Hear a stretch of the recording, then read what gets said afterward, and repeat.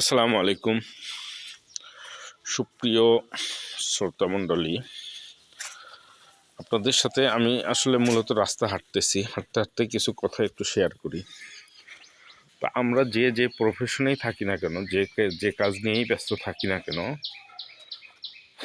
তো আমাদের প্রত্যেকেরই আসলে নিজের কাজটার প্রতি যদি ভালো লাগা ভালোবাসা থাকে তাহলে সফল হওয়ার চান্সটা অনেক বেশি থাকে আর কি।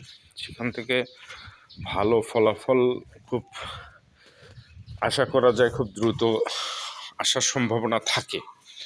কিন্তু আমরা যদি আমাদের কাজটার প্রতি আমাদের ভালোবাসা না থাকে, কাজটা যদি করতে করতে একসময় আমরা অস্বস্তির মধ্যে পড়ে যাই, আমাদের যদি অনেক বেশি বোরিং লাগে, সেক্ষেত্রে দেখা যাবে যে আমার কাজটা থেকে সফলতা হার অনেকটাই কমে যাবে। তো এই জন্য আমরা যারা যে কাজই করি না কেন, সেই কাজের প্রতি আমাদের ভালো লাগা ভালোবাসাটা থাকতে হবে। যদি সেটা নাও থাকে তাহলে সেটা বেশি বেশি সেই কাজটার প্রতি মনোযোগী হওয়া, সেই কাজটা শেখা এবং কিভাবে কাজটার প্রতি ভালো লাগা তৈরি করা যাবে বা ভালো লাগা তৈরি হবে, সেটা একটু চিন্তা ভাবনা করে সেভাবেই কাজটা করা আর কি। যে কাজটার প্রতি যেন আপনার ভালো লাগা কাজ করে আর কি, বেশি বেশি করার ইন্সপিরেশন যেন পান আপনি।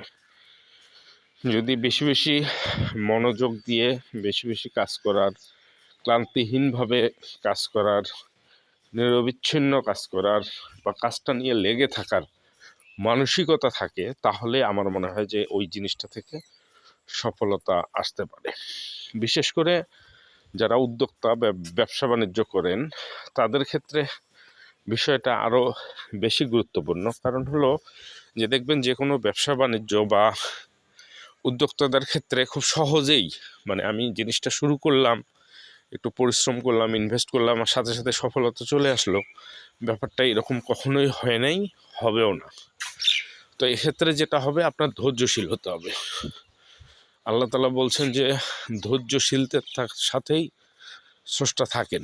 তো সেক্ষেত্রে আমাদেরকে খুব ভালো সাকসেস পেতে গেলে, খুব ভালো কিছু করতে গেলে ধৈর্যটা অনেক বেশি প্রয়োজন। ধৈর্যের সাথে সঠিক পরিশ্রম, আর যে কাজেই করি না কেন সেই কাজটা সবসময় শেখার একটা মানসিকতা থাকতে হবে। সবসময় লার্নিংয়ের একটা ব্যাপার থাকেই, শেখার ব্যাপার থাকে। কোনো কিছুই এমন নয় যে আপনি শিখে ফেলছেন আর সেটা আপনাকে শিখতে হবে না। প্রতিনিয়ত পৃথিবী আপডেট হচ্ছে, দুনিয়া পরিবর্তন হচ্ছে, সাথে সাথে আপনাকেও পরিবর্তন হতে হবে এবং নিজেকেও যুগোপযোগী করে গড়ে তুলতে হবে। তাহলেই ওই জায়গা থেকে সফলতা আসার চান্সটা অনেক বেশি থাকবে।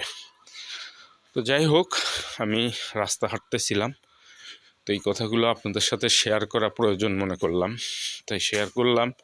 তো আমি মূলত যে জিনিসটা বলবো, আমরা যে কাজেই করি না কেন তার প্রতি ভালোবাসা থাকা এবং সেই জিনিসটা যত্ন সহকারে করার মানসিকতা থাকতে হবে আমাদের।